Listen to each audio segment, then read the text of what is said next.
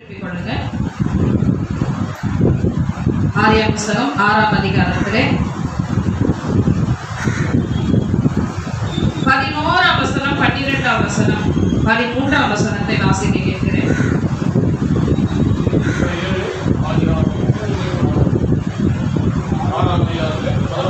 பூமியானது தேவனுக்கு முன்பாக சீர்கெட்டதாக இருந்தது, பூமி கொடுமையால் நிறைந்திருந்தது. தேவன் பூமியை பார்த்தார், இதோ அது சீர்கெட்டதாக இருந்தது, மாம்சமான யாவரும் பூமியின் மேல் அந்த வழியை கெடுத்து கொண்டிருந்தார்கள். அப்பொழுது தேவன் நோவாவை நோக்கி, மாம்சமான யாவரின் முடிவும் எனக்கு முன்பாக வந்தது, அவர்களாலே பூமி கொடுமையால் நிறைந்தது, நான் அவர்களை பூமியோடு கூட அழித்துக் கொள்கிறேன்.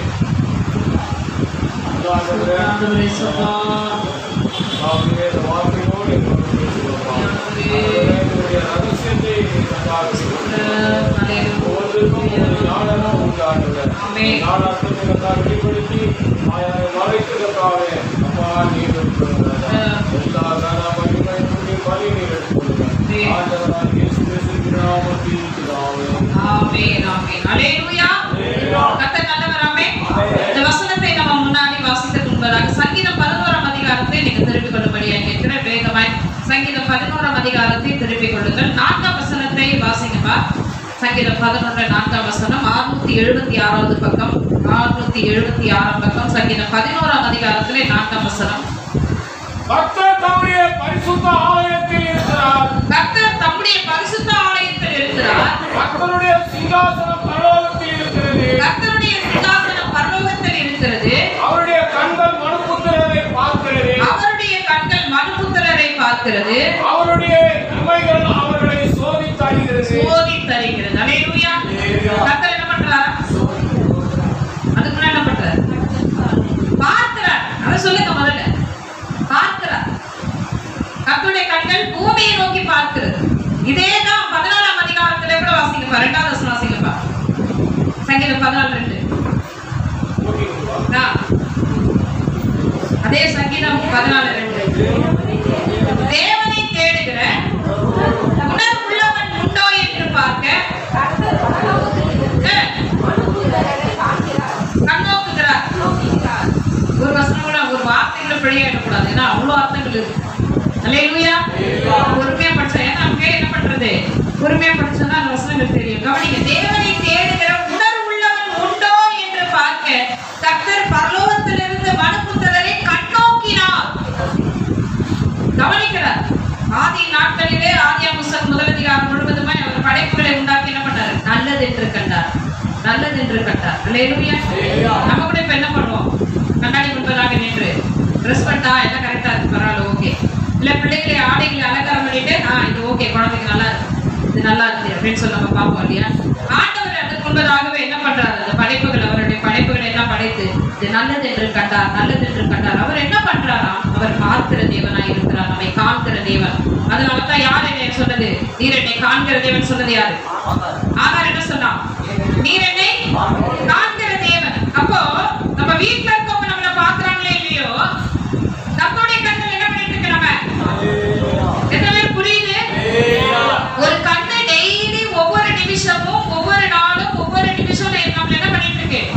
ஒரு கண் இல்ல, பூமிக்கு சுற்றி உலாவுகிற கர்த்தருடைய 7 கண்கள் என்று சகரியாவின் தீர்க்கதரிசன புத்தகத்தில் இருக்கு. எத்தனை கண்களே? இதெல்லாம் நீங்க தெரிஞ்சிருக்கணும். வடவாட்டி திருச்சபையா நீங்க தெரிஞ்சிருக்கணும். சகரியா 4ஆம் அதிகாரத்தை வீட்டுல போய் வாசிங்க. 4ஆம் அதிகாரத்தை குறிச்சு வச்சு கொள்ளுங்க. கர்த்தருடைய 7 கண்கள் என்ன பண்ணலாம்? 7 என்பது என்ன? பரிபூரணம், சம்பூர்ணமானது, குறைவற்றது, குறைவில்லாதது, சம்பூர்ணம். 7 என்பது அப்படி என்ன பண்றாரு? அப்போ முழுமையாக உன்னை கவனித்துக் கொண்டிருக்கிற அந்த 7 கண்களை நீ பார்க்க வேண்டும். ஆண்டவருடைய கண்கள் என்னை பார்த்து கொண்டிருக்கிறது என்பதை நம்ம என்ன பண்ணணும்? உணர வேண்டும். 11ஆம் சங்கீதத்துல சொல்றாரு, கர்த்தர் மூன்றாவது லைன் சொல்லுது, பரலோகத்தில் இருக்கிறது அவருடைய கர்த்தர் தம்முடைய பரிசுத்த ஆலயத்திலே இருக்கிறார், கர்த்தருடைய சிங்காசனம் பரலோகத்திலே இருக்கிறது, அவருடைய கண்கள் மனுபுத்திரரை பார்க்கிறது. யாரை பார்க்கிறாரா? அவரு படைப்புகளை பார்த்தாரா? இல்ல மனுஷரை பார்த்தாரா? மறுபடியும் வானத்தெல்லாம் பார்த்தாரா? வானத்தை பூமி நல்லா இருக்குது, படைச்சிருக்கு, ஏற்கனவே படைச்சது நல்லா இருக்குன்னு சொல்லிட்டாரு. ஆனா இப்போ அவருடைய கண்கள் யார் மேல இருக்கு? மனுபுத்திரர்களின் மேல இருக்கிறது. நம்முடைய சாயலில் உருவாக்க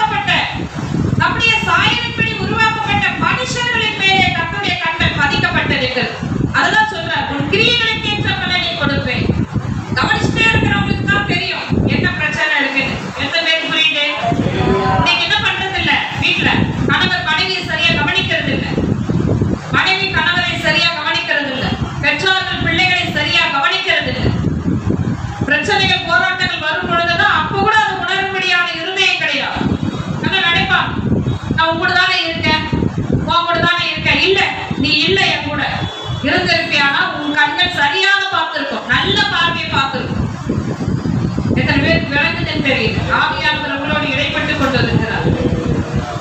கண்கள் இருந்தும் நம்ம என்ன பண்றோம்? நம்ம குடும்பத்திலேயே சரியாக கவனிக்கிறதான அந்த கண்கள் இல்லை. குறை சொல்லுகிறோம், நீ சரியில்லை, நீ சரி. ஆனா குறை சொல்லுகிற நம்முடைய கண்கள் சரியாய் மற்றவர்களை பார்த்தா, இன்னைக்கு கர்த்தருடைய கண்கள் அவர் படைப்புகளின் மேல் இல்லை, அவர் தம்முடைய சாயலின்படி உருவாக்கப்பட்ட மனுஷர்களை அவர் பார்த்துக்கிட்டே இருக்கிறார், பார்த்துக்கிட்டே இருக்கிறார். அல்லேலூயா. பார்க்கிற அந்த கண்கள் என்ன பண்ணுதா? அவருடைய இமைகள் அவர்களை சோதித்தருகிறது என்று சங்கீதம் 11ஆம் அதிகாரத்தில் 4ஆம் வசனம் சொல்லுது.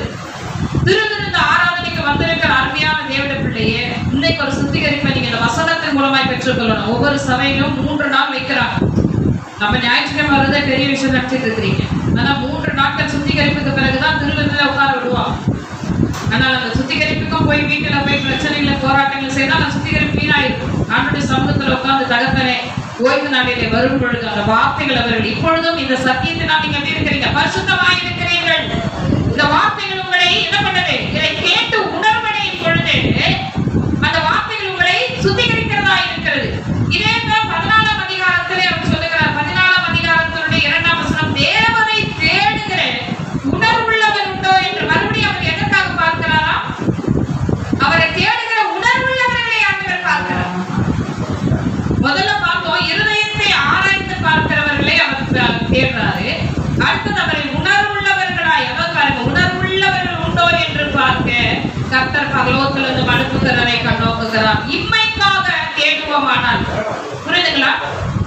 இம்மைக்காக மாத்திரம் நாம் கர்த்தரை தேடுவோமானால் பரிதவிக்கப்படத்தக்கவர்களாய் இருப்போம் என்று வேதவசனம் சொல்லுகிறது. இம்மைக்காக மட்டும். இம்மைனா என்னதுமா?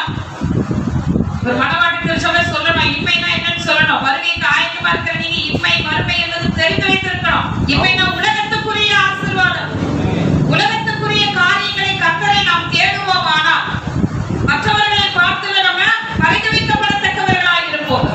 ஒவ்வொரு மனவாட்டி திருச்சபையினுடைய விசுவாசிகள், மனவாளன் காத்திருக்கிற ஒவ்வொரு மனவாட்டிகளும் உலக பிரகாரமான காரியங்களை காட்டல் எனக்குன்னு ஒரு ஓட்டம் நியமிக்கப்பட்டு இருக்கிறது, பரலோகத்துக்குன்னு ஒரு வாசல் எனக்கு திறக்கப்பட்டு இருக்கிறது, அதை தான் நான் லக்காய் வைத்து ஓட வேண்டுமே தவிர. எத்தனை பேர் புரியுது? அதான் சொல்ற. முதலாவது நீங்க தேவனுடைய ராஜ்யத்தையும் அவருடைய நீதியையும் தேடுங்கள், பிறகு எல்லாம் உங்களுக்கு கூட கொடுக்கப்படும். சரி, இப்ப வசனத்துக்கு வருவோம். ஆண்டவர் பார்க்கிறார். அங்கே வாங்க, ஆதியாகமம் 6ஆம் அதிகாரத்திலே 11ஆம் வசனத்தை வாசிங்க. பூமியானது தேவனுக்கு முன்பாக சீர்கெட்டதாய் இருந்தது. எப்படி இருந்தது? யாருக்கு முன்பதாக? தேவனுக்கு முன்பதாக. எப்படி இருந்ததா? அவருக்கு சீர்கெட்ட வாழ்க்கை பிடிக்குமா? ஒழுங்கின்மை பிடிக்குமா? பிடிக்காது. ஒழுங்கின்மையும் பெருமையும் விரும்பாத தேவன் அதை மறுபடியும் சிருஷ்டிக்கிறார் என்று சொல்லி ஆதியாகமம் 1ஆம் அதிகாரத்துல இருந்து 2வது வசனத்துக்குள்ள என்ன ஆகுது? 1ஆம் அதிகாரத்தில் சொல்லப்பட்டிருக்கிறது. ஆதியிலே தேவன், சொல்லுங்க, வானத்தை பூமி பாருங்க, எவ்வளவு தெளிவா இருக்கீங்க பாருமா.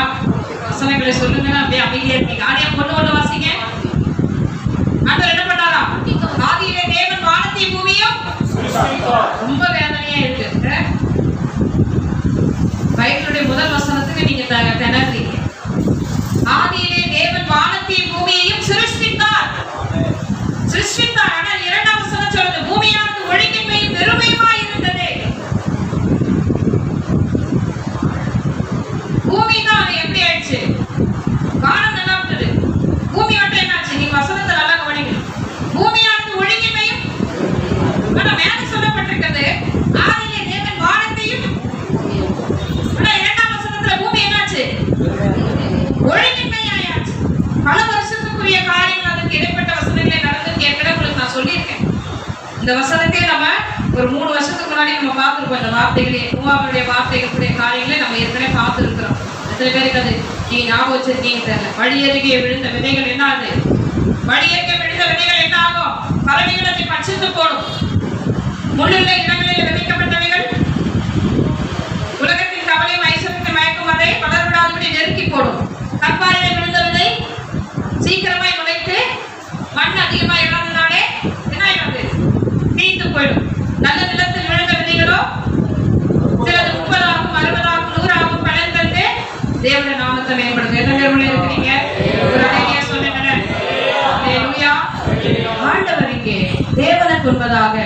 பூமியானது எப்படி ஆயிடுச்சா? பூமியானது தேவனுக்கு முன்பாக சீர்கெட்டதா இருந்தது. பூமி கொடுமையினால் நிறைந்திருந்தது முழுவதுமா. நீங்க நம்ம நினைக்கிறோம் மழை ஆண்டவர் அனுப்புறாரு, வானத்தினுடைய காரியங்கள் ஆண்டவர் திறந்து மழை அனுப்புகிறார், அது நமக்கு ஒரு ஆசீர்வாதமா இருக்கு அப்படின்னு சொல்லி நினைக்கிறோம். சில இடங்களில என்ன பண்றாரு, ஆமோஸ் தீர்க்கதரிசன புஸ்தகத்தை நீங்க வீட்டுல இருக்கும்போது டெய்லி வாசிக்கணும். ஆமோஸ் தீர்க்கதரிசன புஸ்தகம் கடைசி நாட்களில் நடக்கிறதான எல்லா காரியங்களும் தேவன் அந்த அதிகாரங்களை வெளிப்படுத்தி இருக்கிறார். அல்லேலூயா, அல்லேலூயா. ஏசாயா தீர்க்கதரிசி மூலமாய் சொல்லப்பட்டது நிறைவேறிற்று. அப்புறம் எரேமியாவின் மூலமாய் சொல்லப்பட்டது நிறைவேறிற்று. அதுக்கு அடுத்தது சொல்லுங்க, எசேக்கியேல் தீர்க்கதரிசி மூலமாய் சொல்லப்பட்டது நிறைவேறிற்று. தானியேல் தீர்க்கதரிசன புஸ்தகத்துல ஒரு இடத்துல சொல்றாரு, இந்த வாசிக்காத முத்திரை போடுன்றார். அதுக்கு அடுத்தது 9வது அதிகாரத்துல சொல்றாரு முத்திரை போடக்கூடாது, ஏன்னா அது திறக்கப்பட்ட புஸ்தகம், முத்திரை போடுன்னு சொல்லப்பட்டது. வெளிப்படுத்தல அது முத்திரை திறக்கப்பட்டு எல்லா ரகசியங்களும் வெளிப்படுகிறது. சத்தியத்தை நல்லா நீங்க தெரிஞ்சுக்கணும். நேரங்களை நீங்க யோசிக்கிறத பார்த்தா நான் ஏதோ வேற ஏதோ புஸ்தகத்துல இருந்து எடுத்து சொல்ற மாதிரி இருக்கு. கர்த்தருடைய ஆவியானவர் மிக விசாரப்படுகிறார், சத்தியத்தை எடுத்து வாசிங்க. ஆண்டவருடைய கண்கள் இங்கே பூமியை பார்க்கிறது. பூமியானது தேவனுக்கு முன்பாக சீர்கெட்டதாய் இருந்தது. பூமியானதுனா பூமி சீர்கெட்டதா இருந்ததா? பூமியை வாசம் பண்ணின மனுபுத்திரர்கள் சீர்கெட்டதா இருந்தார்களா? உங்களை தான் கேட்கிறேன்.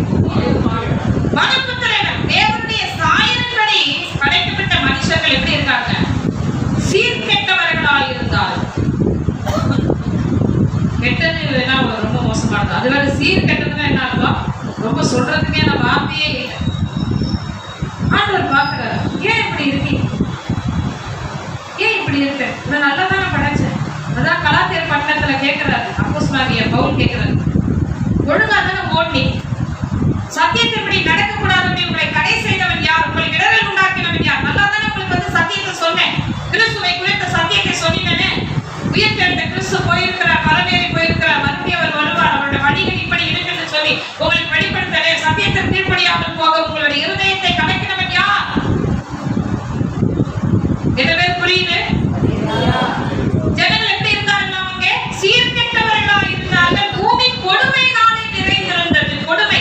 நிறைய பேர் கேட்கலாம், என்ன கொடுமை பண்றது? நான் சொல்றத வாயில வர வார்த்தைக்கு கால் கொடுத்து கேட்க நம்ம வாயில என்ன வந்து ஏன் இப்படி கொடுமை பண்ற? நான் சொல்லுகிற வார்த்தைக்கு ஏன் செவி கொடுக்க மாட்டேன்? நீங்க நம்ம வீட்டுல இருக்கிற பிள்ளைங்க நம்ம கீழ்ப்படினா என்னென்ன வார்த்தைகள் நம்ம இன்னைக்கு பேசுறோம்? எத்தனை பேர் புரியுது? கணவன் மனைவிக்குள்ள சண்டை வரும்பொழுது எத்தனை தடவை இந்த வார்த்தைகளை சொல்லியிருக்கேன், ஏன் இப்படி கொடுமைப்படுத்துற, ஏன் இந்த மாதிரி செய்யறேன்னு சொல்லி நீங்க விசாரப்படுறீங்களே. அதை காட்டிலும் உன்னை படைத்த தேவன் இன்னைக்கு பூமியை பார்த்து அவர் விசாரப்படுகிறார். அது எப்படிப்பட்டதா இருந்ததா? அது சீர்கெட்டதா இருந்தது, கொடுமையினால் அது நிறைந்திருந்தது. அப்ப என்ன நடக்குதுங்க? 12ஆம் வசனத்தை பார்க்கிறோம். ஆதியாகமம் 6ஆம் அதிகாரம் 12ஆம் வசனம். தேவன் பூமியை என்ன பண்றாரு? சொல்லுங்க. பூமியை பார்த்தார். சொல்லுங்க. தேவன் பூமியை பார்த்தார். தேவன் பூமியை பார்த்தார். சொல்லுங்க. தேவன் என்னை பார்த்தார். தேவனை பார்த்தார். சொன்னா எல்லாரும் வாய் திறக்கணும். தேவதூதர்கள் இப்ப அப்படியே சவுக்க வச்சு இப்ப சுத்திட்டு இருக்கிறாங்க இங்க உள்ள தேவதூதர்கள். தேவன் பூமியை பார்த்தார். தேவன் என்னை பார்த்தார். தேவன் என் குடும்பத்தை பார்த்தார். தேவன் என் ஊழியத்தை பார்த்தார். தேவன் என் வேலைஸ்தலத்தை பார்த்தார். பாத்தீங்களா? அந்த பார்க்கிறவைகளுக்குரியதான் ஆண்டவர் கணக்கில் வைக்கிறார். கண்ணு தெரியாதவங்க நீங்க கண்ணு தெரியலன்னா நீங்க எங்க உட்காந்துருக்கீங்க எனக்கு எப்படி தெரியும்? குரல் வந்தா கூட ஏதோ நான் அங்க இங்க அப்படின்னு காட்டலாம். பார்வை முக்கியமானதுங்க. எத்தனை பேர் உள்ள இருக்கீங்க? வெளிப்படுத்தல் விசேஷம் 1 அதிகாரத்தை சீக்கிரமாய் திருப்புங்க. வெளிப்படுத்தல் விசேஷம் 1ஆம் அதிகாரத்தை திருப்பிக்கொள்ள. அவருடைய பார்வை எப்படி இருந்தது என்று நீங்க அன்பின் சீஷராக யோவான் வெளிப்படுத்தினார். வாசிங்க. கர்த்தருடைய நாமம் மகிமைப்படுவதாக. 12ஆம் வசனத்தில் வாசிப்பா. 1 அதிகாரத்தை 12ஆம் வசனத்திலிருந்து இந்த 14ஆம் வசனத்தை வாசிங்க. 14. அவருடைய சிரசும் மயிரும் பஞ்சை போலவும் உறைந்த மழையை போலவும் வெண்மையா இருந்தது. அவருடைய கண்கள் அக்னி ஜுவாலையை போல இருந்தது. எப்படி இருந்ததா கண்கள்? அக்னி ஜுவாலையை போல. அப்படின்னா என்ன அர்த்தம்? கண்கள் எப்படி இருக்கு? அக்னியா இருக்கு. இந்த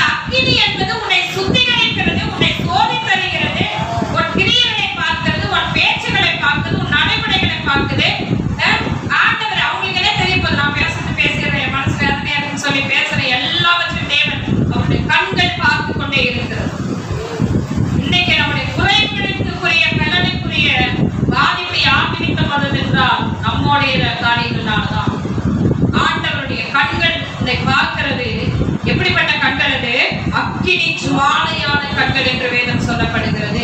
இங்கே ஆதியாகமம் 6ஆம் அதிகாரத்துல 12ஆம் வசனம் சொல்றார், தேவன் என்ன பண்ணார்? பூமியை அவர் பார்த்தார், இதோ அது சீர்கெட்டதாய் இருந்தது, மாம்சமான யாவரும் பூமியில் தங்கள் வழியை என்ன பண்ணிட்டாங்க? வழியை என்ன பண்ணாங்க? எடுத்துக் கொண்டிருந்தார்கள். நானே வழியும் சத்தியமும் ஜீவனுமாய் இருக்கிறேன் என்று சொன்னவர் உன்னை அழைத்து இதுதான் வழி, இதுல நடக்க, இப்படிதான் நடக்கணும் அப்படின்னு சொல்லும் பொழுது நீ உன் வழியை என்ன பண்ற? நீ தாறுமாறாக்கி கொள்ளுகிறாய். வழிகள் எப்படி போகுது? தாறுமாறாக்கு. தேவனுக்கு பிரியமில்லாதவள், தேவன் உத்தரவு கொடுத்தால பாதையிலே நடக்கிறது. ஆண்டவருடைய சித்தம் தானா இது? இப்படி நடக்கிறது, இப்படிப்பட்ட காரியங்களை செய்யும் தேவனுக்கு சித்தமானதான சொல்லி பண்ண செய்யாதபடிக்கு நீ சீர்கெட்டதும் சீர்கேடுமாய் உனக்கு இஷ்டப்படிக்கு நீ நடக்கும் பொழுது ஆண்டவருடைய கண்களோட பார்த்துட்டு இருக்கிற அந்த பயனில்லாத நீ செய்கிறவர்களுக்கு அங்க என்ன நடக்குது என்றால் தேவனுடைய நாமம் தூஷிக்கப்படுகிறது மட்டுமல்லாதபடிக்கு நீயும் சிறையிருப்புக்குள்ளேயே இருக்கிறாய். நீ உனக்குள்ள விடுதலை இல்லாமல் இருக்கிறது. அதை தெரிந்து கொள்ள வேண்டும். எத்தனை பேர் உள்ளே ஒரு அலையா சொல்லுகிறேன்? அலையா அலையா. மாம்சமான யாவரும் பூமியை தங்கள் வழிகளை என்ன பண்ணாங்க? கெடுத்துக் கொண்டிருந்தார். ஆண்டவர் சொன்னார், இன்னைக்கு உன் வழிகளை கெடுத்துக் கொண்டிருக்கிறார். போன வாரம் பேசுறார், இஸ்ரவேல் ஜனங்களுடைய பாதைகள் எப்படி இருக்கு? நெடுந்து சுழிவா இருக்குது. ஆட்டி ஆட்டி இப்படி அங்க போற இங்க போற அலைஞ்சு போயிட்டு இருக்கிறேன். இன்னைக்கு சொல்றார், உன் வழிகள் எப்படி இருக்கிறது?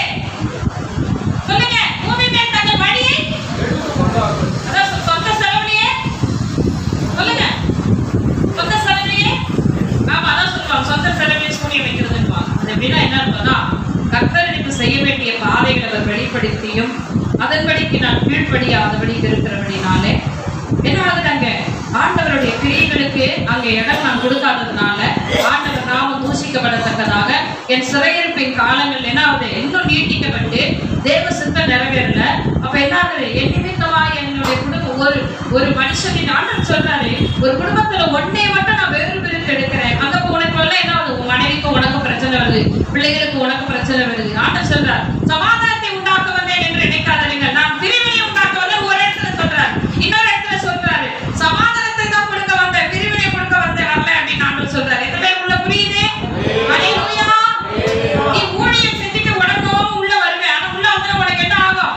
ஏன்டா போயிட்டு வந்தோன்ற அளவுக்கு வீட்டுல இருக்கவங்க உன்னை பேசுகிற அந்த வார்த்தை, கர்த்தருடைய ஆவியானவர் உண்மையில் அசைவாடி கொண்டிருக்கிற அந்த ஸ்பிரிட் என்ன பண்ணிடுவாங்க?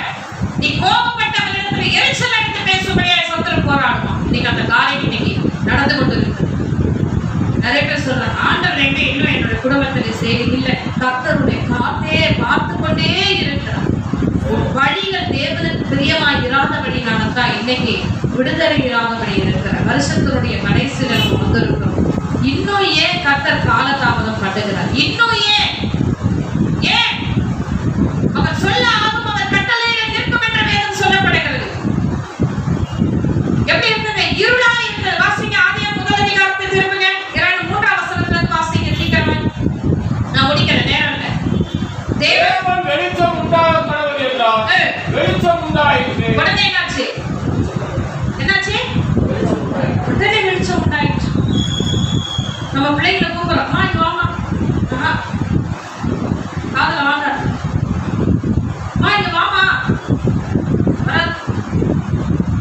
4 தடவை கூப்பிட்டா கூட வராது. அப்ப நம்ம கத்துற உடனே வரும். இப்போ அவங்க என்ன ஆகுதுன்னா, நம்ம இருதயத்துல என்ன ஆயிடும்? எத்தனை தடவை கூப்பிடுற வரியா? ஆண்டவரே இன்னைக்கு அப்படிதான் சில வேலைகளை உங்களை சுத்திகரிக்கும்படியாக, உன் வழிகளை மாற்றும்படியாக, அவர் சித்தத்துக்கு ஒப்புக்கொள்ளும்படியாக, அவர் பேசுகிற வார்த்தைகளுக்கு நீ செவிக்கூடாதே போகும் பொழுது ஆண்டவர் என்ன பண்றார்? அவர்களுடைய கிரியைகளுக்கு அவரை ஒப்பு கொடுத்தார் என்று ரோமர் நிறுவனம் 1ஆம் அதிகாரத்துல இருக்கு. அவர்கள் இருதயத்தின் கடினத்துக்கே அவர் விட்டு விடுகிறார். ஆனா பார்க்கும்போது என்ன ஆகுது? ரொம்ப நாள் நம்ம வந்து அப்படி விடுதலை இல்லாதபடி இருக்கிறோம். நல்ல கவனிகள் எத்தனை பேர் உள்ளே இருக்கிறீங்க? ஹல்லேலூயா, ஹல்லேலூயா. உன்னுடைய மனுஷன் உனக்கு வைத்த இந்த ஞானத்திலே நீ இவ்வளோ டேலண்டா யோசனை பண்ணி இதை நான் செய்வேன், அதை நான் செய்வேன், உன் மெடத்துல நீ சொல்றிய. கர்த்தருடைய ஆவியானவர் அனந்த ஞானம் உள்ளவர், அவருடைய உண்டாக்கினவர், அவருக்கு எவ்வளவு ஞானம் இருக்கோ, அவர் வைத்திருக்கிற தீர்மான திட்டங்கள் எவ்வளவு இருக்கோ, அதை சேதப்படுத்தபடி நீங்க எடுக்கிற எந்த காரியத்தில் கர்த்தர் என்ன பண்ண மாட்டார்? வாய்க்கல் செய்ய மாட்டார். காலதாமதம் பண்ணுவார். காலதாமதமா சில ஜனங்கள் கவனிங்க, 10 நாட்களுக்குள்ளே கானானுக்குள்ளே பிரவேசிக்க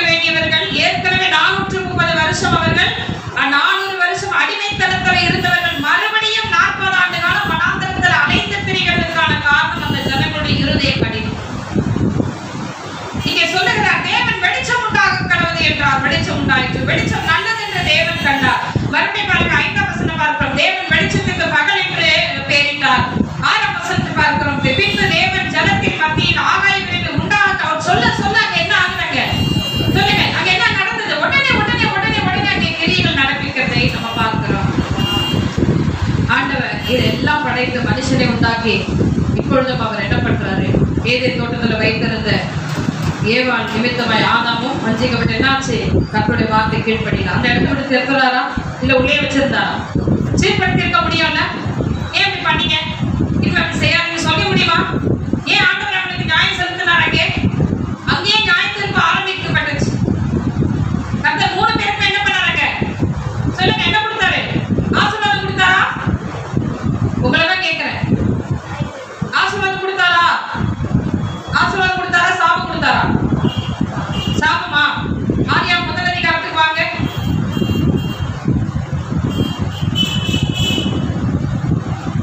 கர்த்தருடைய நாமம் மகிமைப்படுவதாக. 3ஆம் அதிகாரத்தை திருப்பிக் கொள்வோம். அதிலே பாருங்க, இந்த வசனத்தை நாம் வாசிக்கும் பொழுது ஆண்டவர் இங்கே ஆதாமை தேடுகிறார் இல்லையா? 3ஆம் அதிகாரத்தில் ஆதாமே நீ எங்கே? 9ஆம் வசனத்தை கேட்கிறார். அப்பொழுது தேவனாகிய கர்த்தர் ஆதாமை கூப்பிட்டு, நீ எங்கே எங்கே இருக்கிறாய்? இன்னைக்கு உங்களை பார்த்து கேட்கிறார், எங்கே இருக்கிறாய்? அவர் பிரியமில்லாத இடத்துல போய் உட்கார்ந்திருக்கிறது, பிரியமில்லாத இடத்துல போய் நிற்கிறது, பிரியமில்லாதவர்களிடத்துல பேசுகிறது. அது சொல்ற, நான் எங்கே இருக்கிறேனோ அங்கே என் ஊழியக்காரன் இருக்கிறான். அவர் எங்கே இருக்கிறாரோ அங்கே என் ஊழியக்காரன் இருக்கிறான்னு சொல்றார். நான் இல்லாத இடத்துல நீ போய் உட்காரு. எத்தனை பேர் பிளவுது? அல்லேலூயா. இப்ப ஆதாம் சொல்றான், நான் நிர்வாணி என்று பயந்து என்ன பண்றேன்? ஆமா, நான் மூடி வச்சுட்டேன் உடம்ப. என்ன பண்ணிட்டேன்? சொல்லுங்க, என்ன பண்ணாம? என்ன சொன்னா? ஆண்டவருக்கு பிரதியுத்தரமான வசனத்தை என்ன சொன்னா? அதற்கு அவன் 10ஆம் வசனத்துல, 3ஆம் அதிகாரம் 10ஆம் வசனத்துல, நான் தேவனுடைய சத்தத்தை தோட்டத்திலே கேட்டு நான் நிர்வாணியாய் இருப்பதை பார்த்து அப்பொழுது அவர் என்ன கேட்கிறாரு? அவர் என்ன கேட்கிறாரு? யார் உனக்கு அறிவித்தது? ஏன் அவருக்கு தெரியாதா? யார் அறிவிச்சதுன்னு தெரியாதா? தெரியல. எது கேட்கிறாரு? அவங்க வாயின் வார்த்தைகளை என்ன வருதுன்னு சொல்லி கேட்கும்படி ஆண்டவர் அவனை விசாரிக்கிறார். அங்கேயே நியாயத்திற்கு இப்படிதான் நியாயத்திற்கு நாட்களையும் கூப்பிட்டு விசாரிப்பார் ஒருத்தரையும். ஏன் இந்த காரியங்களை செய்யற? ஏன் இப்படி செய்யற? ஒவ்வொரு நிமிஷமும் ஒவ்வொரு நாளும் நமக்கு ஓடிட்டே இருக்கு. நல்லா கவனிங்க. நீங்க மனம் திரும்பி நீங்க விடுதலை பெற்று நீங்க சிறையிருப்பு மாறி உங்கள் நிமித்தமாய் ரட்சிக்கப்பட வேண்டிய ஆத்துமாக்கள் எல்லாம், உங்க பெயரிலே வர வேண்டிய ஆத்துமாக்கள் எல்லாம் நரகத்துல போய் விழுந்து கொண்டு இருக்கிறதே ஆண்டவர் கணக்கு புத்தகத்தில் எழுதி வச்சிருக்கிறாரு. மறந்துடாதீங்க. நீ காலதாமதம் பண்ண பண்ண ஆயிரக்கணக்கான ஆத்துமாக்கள் நரகத்துல விழுந்து கொண்டிருக்கிறது, பாதாளத்துல விழுந்து கொண்டிருக்கிறது. பேதுருவை பார்க்கும் பொழுது அவருடைய ஆண்டவர் படகை மட்டும் பார்க்கல, அவனுக்கு பின்பதாக வரப்போகிற 3000 5000 ஜனங்களை ஆண்டவர் பார்த்தார். உன்னை அப்படிதான் ரட்சிக்கிறார். உன்னை ரட்சித்து கொண்டு வந்ததுக்கு ஒரு முகாந்திரம் உண்டே. நீ அவர் சித்தத்துக்கு ஒப்புக்கொள்ளாதபடி உன் வழிகளை தாழ்வாராக்கி ஓடிக்கொண்டிருக்கும் பொழுது சிறையிருப்பு காலதாமதம் ஆகுது. ஆண்டுடைய தீர்மானங்கள் நிறைவேறல. அப்ப இந்த காலதாமதம் நிமித்தம் உன் நிமித்தம் வர வேண்டிய ஜனங்களுடைய ஆத்துமாக்கள் பாதாளத்துல விழுந்து கொண்டிருக்கிறது. ஆண்டவர் அதையும் நினைவு புத்தகத்துல எழுதி வை. அவன் கிரியைகளை மட்டுமல்ல, அவன் நிமித்தமாய் அவன் திருந்தி வந்திருந்தானால் என் சித்தத்துக்கு ஒப்பு கொடுத்திருந்தா நான் பயன்படுத்தியிருப்பேன், என் பண்ணனை வெளிப்படுத்தியிருப்பேன். அவனை கொண்டு ஒரு 50,000 இல்லை 5,000 கூட வச்சுக்கல, இல்ல 10 பேர் கூட வச்சுக்கல. எத்தனை பேர் உள்ள இருக்கிறீங்க? லோத்துவை காப்பாற்றும் பொழுது அங்க முன்னாடியே ஆபிரகாம் என்ன பண்றார்? தேவனிடத்துல பேசுறார். 50 நீதிமான்கள் பேசுறாரா இல்லையா? ஒருவேளை அந்த சோதம் குமாராவோட ஒரு 50 நீதிமான்கள் இருந்தா அந்த பட்டணத்தை சொல்லுங்க. வாங்க, ஆதியாகமம் 18ஆம் அதிகாரத்தை திருப்பி கொள்ளுங்க. சீக்கிரம் வாங்க, முடிக்கலாம். ஆதியாகமம் 18ஆம் அதிகாரத்துல 24ஆம் வசனத்துல இருந்து வாசிங்க. பட்டணத்துக்குள்ளே ஒருவேளை 50 நீதிமான்கள் இருப்பார்கள். அதற்குள் இருக்கும் அந்த 50 நீதிமான்கள் நிமித்தம் ரட்சியாமல் அந்த ஸ்தலத்தை அழிப்பீரோ? உம்மானோட நீ நீதிமானையோ சங்கரிப்பது உமக்கு தூரமாய் இருப்பதாக நீதிமானையும் துன்மார்களையும் சமமாய் நடப்பிப்பது உமக்கு தூரமாய் இருப்பதாக சர்வ லோக நியாயாதிபதி நீதி செய்யாது இருப்பாரோ? ஆபிரகாம் ஆண்டவரிடத்துல பேசிட்டே வர இருப்பார்கள் கண்டிப்பா சொல்றாரு. பாருங்களேன், ஆபிரகாம் விசுவாசம் பாருங்க. கண்டிப்பா எத்தனை பேர் இருப்பாங்களா? பட்டணத்துக்குள்ளே ஒருவேளை 50 நீதிமான்கள் இருப்பார்கள். அந்த 50 பேர் அப்போ ஆண்டவர் பூமியில நியாயம் தீர்த்துட்டே வர்றாரு. உங்களுக்கு புரியுதுங்களா? அந்த நோவாவினுடைய செய்திக்கே நம்ம போக முடியல. அந்த 2ஆம் வசனத்தை தான் நம்ம நிற்கிறோம். அங்கேயே மறுபடியும் ஒரு ஜலப்பிரளயத்தை ஆண்டவர் உண்டு பண்ணி என்ன பண்றாரு? எல்லாரையும் ஆண்டவர் அழித்து ஜோடு ஜோடான மிருகங்களை சேர்த்துக்க சொன்னார். நோவாவுடைய குடும்பம் மட்டும் அதில் இருந்தது. மறுபடியும் அவர்கள் பூமியிலே படுகி பெருகினார். மறுபடியும் அவருடைய மணிகளை விடுத்தார்கள். மறுபடியும் ஆண்டவர் என்ன பண்றாரு, அங்கு ஒரு அழிவை உண்டாக்குகிறார். இப்ப லோத்து நிமித்தம் ஒரு பெரிய போராட்டங்க. லோத்து அந்த தெரிந்து கொள்ளப்பட்டுகிறதான அந்த பட்டணம் மோசமான ஒரு இடமா இருக்கிறது. இப்ப மறுபடியும் ஆபிரகாம் என்ன பண்றாரு, தன்னுடைய தம்பிக்காக இவ்வளவு பேசுறாரு. எல்லாம் புரியுதா இல்லையா? எத்தனை பேர் புரியுது? யாருக்காக பேசுறாரு? ஐஸ்வர்யவானா யாருக்காக பேசலாம்? ஐஸ்வர்யவான் ஆபிரகாம் இடத்துல என்ன சொன்னான்? ஆபிரகாம் இடத்துல லாசரு படுத்திருக்கிற பார்த்தா நீங்க ஐஸ்வர்யவான் பூமியில அந்த பாதாளத்திலே அழிவில் இருக்கும் என்ன சொல்றான்? யார அனுப்ப சொல்றான்? சகோதரர்களுக்கு போய் சொல்லுங்க சுவிசேஷம் அப்படின்னு சொல்றான். எத்தனை பேர் புரியுது? இங்க பாருங்க, ஆபிரகாம் கேட்கிற 50 பேரை நிமித்தமாய் ஆண்டவரே ஒருவேளை நீர் பண்ணுவீர்னு சொல்ல வேண்டும். 26 வசனத்தை சொல்றார். அதற்கு கர்த்தர் நான் சோதோம் 50 நீதிமான்களை கண்டார். அந்த ஸ்தலம் முழுவதையும் ரட்சிப்பேன். நீதிமான்களை கண்டார். நல்ல கவனிங்க. நீதிமான்களை கண்டார். அந்த வார்த்தை சொல்லுங்க. நீதிமான்களை கண்டார். கர்த்தருடைய பார்வை உண்மையிலே இருக்கு. அதான் இன்னைக்கு சொல்ல வரேன். தேவனுடைய பார்வை உண்மையிலே உன் குடும்பத்தின் மேல், உன்னுடைய கையின் பிரயாசங்கள், உன்னுடைய ஊழியத்தின் மேல, பிள்ளைகள் மேல அனாதியாய் இருக்கிறது. பார்த்து சொல்றார், நான் ஒருவேளை கண்டார் 50 நீதிமான்களை கண்டார், என்ன பண்ண மாட்டேன், இந்த ஸ்தலம் முழுவதும் ரட்சிப்பேன் சொல்றார். மறுபடியும் பாருங்க 28ஆம் அதிகாரத்துடைய வசனத்துல 45 குறித்து பேசுறார். ஒருவேளை 50 நீதிமான்களுக்கு 5 பேர் குறைந்திருப்பார்கள். 45. மறுபடியும் 29ஆம் வசனத்துல 40, 30ஆம் வசனத்துல 30. பாருங்க, அதுக்கப்புறம் 31ஆம் வசனத்துல 20 பேர், அப்புறம் 32ஆம் வசனத்துல 10 பேர். கவனி, அப்பொழுது அவன் ஆண்டவருக்கு கோபம் வராதிருப்பதாக நான் இன்னும் இந்த ஒரு விஷயம் பேசுகிறேன். 10 நீதிமான்கள் அங்கே காணப்பட்டாலும் என்றார். அதற்கு அவர் 10 நீதிமான்கள் இருந்தவரை இப்படி திறப்பிலே நின்று ஜெபிக்கும்படிக்கு தான் உன்னை ஆண்டவர் அழைத்திருக்கிறார். இருக்கிறீங்க, அவர் சமூகத்துல நிக்கணும். ஒரு கட்டத்துல வந்து மோசே சொல்றார், ஜீவ புத்தகத்துல என் பேரை கிறுக்கி போடுங்க என்றார். யாராவது சொல்லுவாங்களா?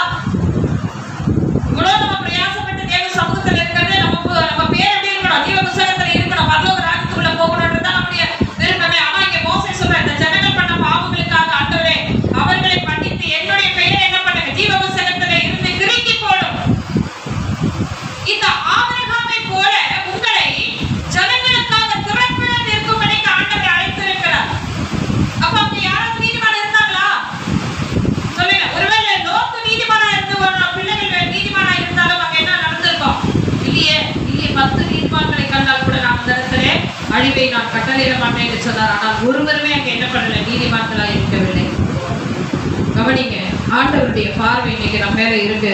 தயவா இந்த மழை, இந்த காரியங்கள் ஒருவேளை ஆசீர்வாதத்தை எல்லாரும் சொல்லலாம். ஆனா இது தேவன் தம்முடைய பார்வையில வந்ததான அந்த வேதனையான கிரிகளை நிமித்தம் ஆண்டவர் என்ன பண்றாரு, மழையை ஆண்டவர் ஜனங்களுக்கு அது விரோதமான காரியங்களை செய்யும்படிக்கு அனுப்புகிறாரு. ஆதியாகமம் 6ஆம் அதிகாரத்துக்கு 3ஆம் வசனத்துல 13 மட்டும் வாசிப்பாங்க, முடிக்கலாம். அப்பொழுது தேவன் நோவாவை, ஆதியாகமம் 6:13 வசனத்தை வாசிங்க. அப்பொழுது தேவன் நோவாவை நோக்கி, மாம்சமான யாவரின் முடிவும் எனக்கு முன்பதாக வந்தது. அவர்களாலே பூமி கொடுமையினால் நிறைந்தது. நான் அவர்களை பூமியோடு கூட அழித்து ஓடுவேன். ஆண்டவருடைய கோபம் ஒவ்வொரு தடவை எழுந்தது. ஒரு சில உண்மையான ஊழியக்காரர் திறப்புல நின்று ஜெபிக்கிறாங்க, இன்னும் இருக்கிறாங்க, ஜெபிக்கிறாங்க.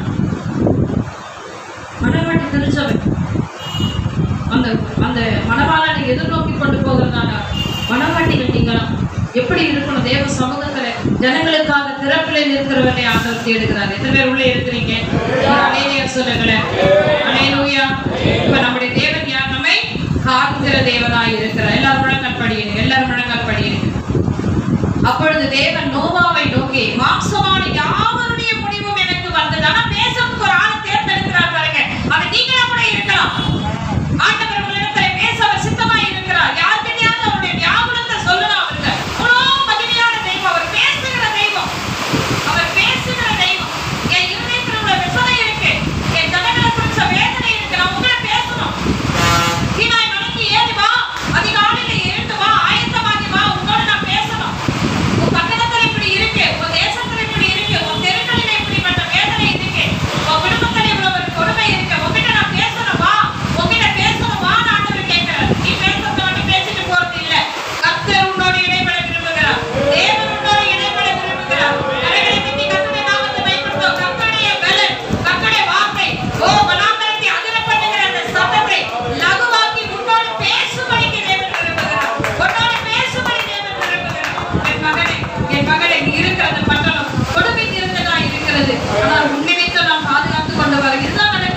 இன்னைக்கு நம்ம நிமித்தம் தான் ஆண்டவர் நம்ம குடும்பத்தை பாதுகாக்கிறார். பாருங்க, ஆண்டவர் அவங்க எங்கே சோர்ந்து போயிடுவாங்க. அழைக்கப்பட்ட இடத்துக்கு அவனை கொண்டு போக அவனுக்கு உடன்படிக்கை பண்ணிட்டேனேன்னு சொல்லி ஒரு பரிதவித்து 3 பேர் அனுப்புறாரு. அதுல ஒருவர் நம்முடைய இயேசுவும் போகிறார். இவ்வளவு அற்புதமான தெய்வம் தெரியுமா? யாருக்கு எந்த அளவுக்கு வருவா? சோதனை அழிக்கிறதுக்கு முன்னாடி அவங்க கையை பிடிச்சு இழுத்துட்டு போய் விட்டாங்க. சீக்கிரமா விரைந்து போங்க, இந்த பட்டணம் அழிக்கப்படும் போது நீ இடத்துல இருக்கக்கூடாது. அவ்வளவு நல்ல தெய்வம், எவ்வளவு மகத்துவமான தேவனை நீ ஆராதித்துக் கொண்டிருக்கிறாய் தெரியுமா? அவர் இன்னைக்கும் உங்களை பேச சித்தமாய் இருக்கிறார். ஒன்றோடு கூட இறைவன சித்தமாய் இருக்கிறார். அவர் சித்தத்துக்கு நீங்க ஒப்பு கொடுப்பீங்களா? கரைக்க விட்டு கூட்டி ஜெபி தேவ சமூகத்துல காத்திருக்கு. பூமியான நிமிடமான கொடுமை என இந்த கடைசி காலம் கர்த்தருடைய வருகை நாட்கள் சமீபமாய் இருக்கிறது. எவ்வளவாய் இந்த சூழ்நிலைகள்லாம் பார்க்கிறீர்களோ, கர்த்தர் வீட்டு வாசலிலே வந்துட்டார். கதவை தட்டிட்டு இருக்கிறார்மா, கதவை தட்டிட்டு இருக்கிறார். சீக்கிரமே நீ ஆயத்தமாக சாத்து போக்குகளை சொல்லுகிற மனவாட்டியாய் இருக்காதே. ஓ, விளக்கு அணைத்து போகும்படியாக இருக்காதே. எண்ணெயாகிய அந்த தீவட்டியும் எண்ணெயும் வேணும். எப்படி எத்தனை பேர் இந்த வேலையை நீங்க ஆண்டவருடைய சமூகத்துல கேட்க போறீங்க?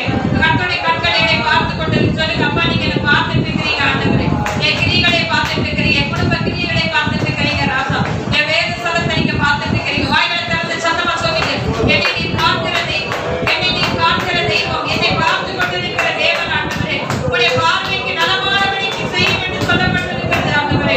தகப்பனே, இருக்கிற வழிகளை தாறுமாறு இருக்குமானா இந்த காலவெளியிலே கத்தரவைகளை அகற்றும்படியாய் ஜெபிக்கிறோம் ஐயா. ஆண்டவரே, உடைய சமூகம் இறங்கி வருவதாக, கர்த்தருடைய மகிமை இறங்கி வருவதாக, கர்த்தருடைய மகிமை இறங்கி வருவதாக. எல்லாரும் அவருடைய சமூகத்துல கேளுங்க, முழங்கால் படியுங்க. சரீர விலகினத்தை பார்க்க வேண்டாம், எல்லாரும் முழங்கால் படியுங்க. கர்த்தருடைய பிரசன்ன மத்தியிலே இறங்கி வந்திருக்கிறது. ஓ, ஒரு சுத்திகரிப்பை பெற்றுக்கொள்வோம், சுத்திகரிப்பை பெற்றுக்கொள்வோம். ரீவலதரவன சந்தரவரவரியாந்தரவனவா.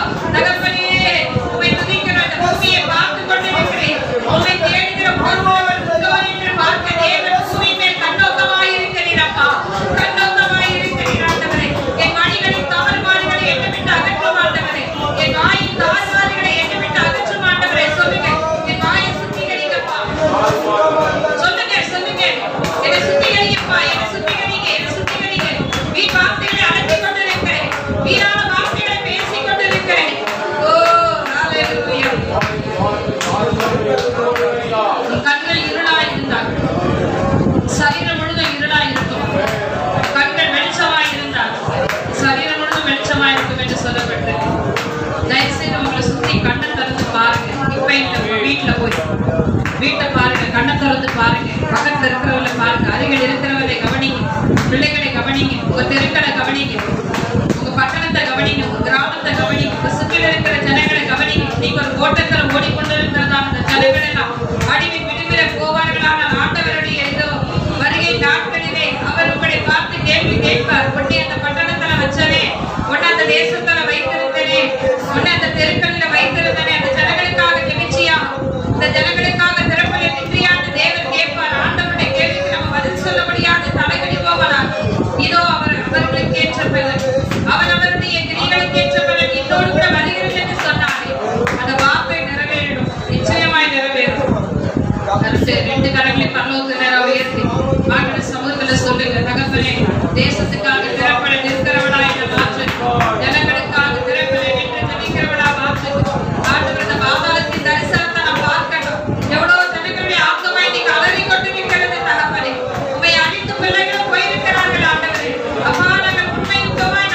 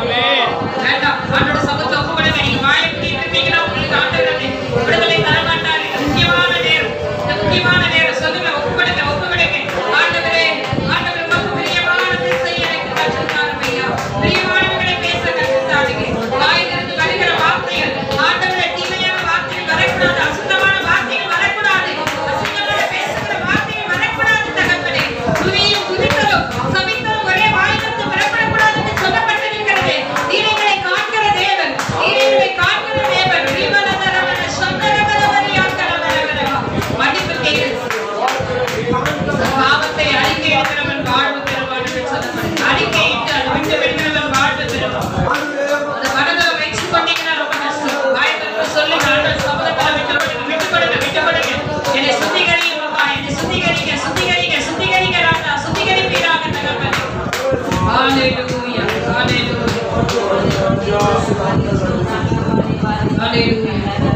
அன்றோட வார்த்தைக்கு கீழ்ப்படிகிறவர்களுக்கு நன்மையின் பலன்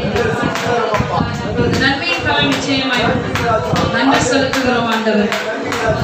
நன்றியோடு உங்களை துதிக்கிறோம். நியாயாதிபதி நன்றி அப்பா. கர்த்தரோடு பேசினார். கரங்களை தட்டி கர்த்தருடைய நாமத்தை வைப்படுத்துவோம். கரங்களை உற்சாகமாய் தட்டி கர்த்தருடைய நாமத்தை வைப்படுத்துவோம். கர்த்தர் நம்மோடு பேசியிருக்கிறார். பூமியை பார்க்கிறார், மனுபுத்திரரை பார்க்கிறார். நம்முடைய வழிகளை தோதி தருகிறவராய் இருக்கிறார். நம் இருதயத்தின் ஆழங்களை அறிந்திருக்கிறவராய் இருக்கிறார். தொடர்ந்து இந்த திருவருமையை ஆசீர்வதிங்க. நம்முடைய ஆவியானவர் அசைவாடுகிறார். பலப்படுத்துங்களோடு நாம் ஒன்றே மகிமைப்படட்டும். இயேசுவின் மூலம் ஜெபிக்கிறோம் நல்ல பிதாவே. ஆமென் ஆமென். எல்லாரும் எழுந்திருந்து காணிக்கைக்காக ஜெபிப்போம். காணிக்கைக்காக ஜெபிச்சு பாடல் பாடுவோம்.